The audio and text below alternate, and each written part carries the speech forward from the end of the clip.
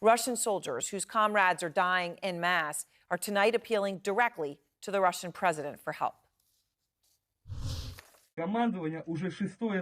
Our command has replenished our unit with new mobilized 6 times now. This is evidence of the incompetence of our superiors and of the whole unit. Please help. There is nowhere else to turn. Just to break that down, these mobilized men are saying that their unit has been replenished 6 times. Think about all that death. It is horrific. And what is most significant about this appeal is that they directly, as mobilized men, are calling their commanders incompetent and directing that entire thing, not just a telegram for a random post, directly to Putin for him to see it. And it comes as we have more video of another Russian soldier calling the situation on the ground in eastern Ukraine a cluster F. Our tank is burning over there. Big greetings to everyone straight from the front line. First-hand evidence of what's happening here. It is a cluster, but we are pushing. Holy glory to Russia. These damning videos coming as inside Russia itself, the brutal Wagner Group is purportedly turning to students from Moscow in order to fill its ranks. Now, we understand that the students in question here are in 10th grade. And I want to emphasize the significance of the fact that these boys are in Moscow, which is the region that has sent the least fighters to the front line, the region that has been kept the most isolated from the effects of the war, where more elite live. This is the video of what's believed to be a Wagner fighter. His face is covered, he's in a classroom, and he is lecturing students on so-called contract service. Now, the students were forced to fill out, we understand, this survey, showing it to you on the screen. It asks for their personal information, also the contact information of their parents. It also asks, do you have any relatives who are living in hostile countries? And what is your level of physical fitness? Do you possess any basic military skills? And those are elaborated as tactical first aid or shooting. Now, I want to mention CNN can't independently verify the claims, but this push for more recruits for the Wagner Group, not even the Russian formal military, comes as Putin is continuing to crack down on dissent. Today, a former top deputy of jailed opposition leader Alexei Navalny appeared in a Russian courtroom. Her name is Lilia Chanaseva. She's already been in jail for a year and faces another 18 years if convicted after opening a regional headquarters for Navalny's anti-corruption foundation. That foundation has uncovered example after example of corruption from Putin and his inner circle. Out front now, Anna Veduta, the vice president of Alexei Navalny's Anti-Corruption Foundation and a former spokesperson for Navalny. And Anna, I very much appreciate your time. Do you believe there is any way that Lilia will avoid an 18-year sentence here?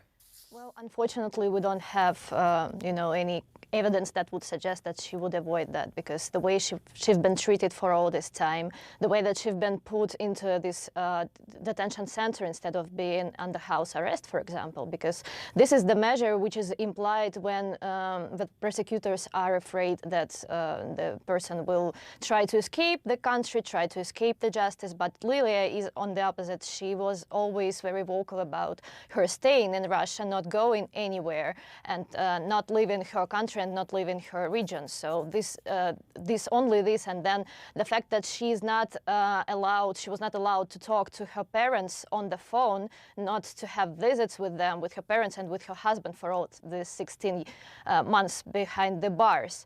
So we do think that they will be harsh on her, and this is why they have been so harsh on her, because she's a very talented opposition politician. She was very effective in what she was doing. She was very successful in gathering rallies against the corruption in her region. She was investigating corruption of the officials in her region. She was a very effective manager of the headquarters of the regional campaign in Ufa.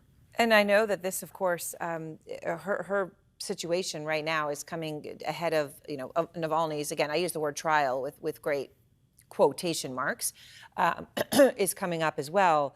And he is currently in solitary confinement in a maximum security Russian penal colony. His recent tweet, Anna, was, which I want to be clear to everybody when I say this, he can't tweet. It's when he's able to get a message out and someone else can put that tweet out for him.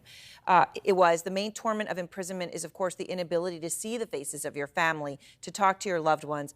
I haven't had any visit for 8 months, and yesterday I was told I'd be transferred to a cell-type facility for the maximum possible term of 6 months. So he says he wouldn't have had a visitor then for a year. Of course, his health is suffering. and now he's got this other trial. I mean, do you believe that you'll see him out of jail alive?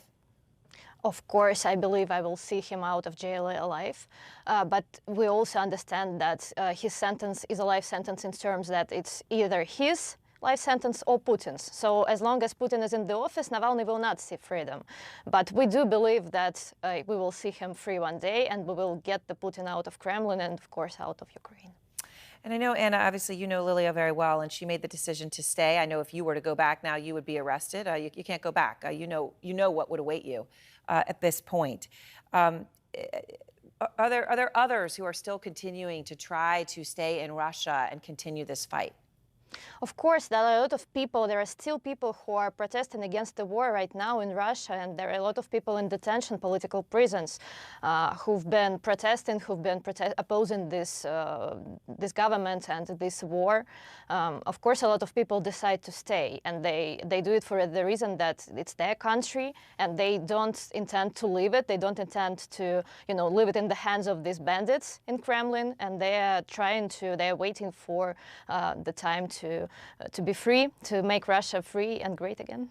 All right. Well, Anna, thank you very much. I appreciate your time and coming out and speaking about your friends and your colleagues who you know so well who are suffering through this. Thank you. Thank you so much. Free Navalny.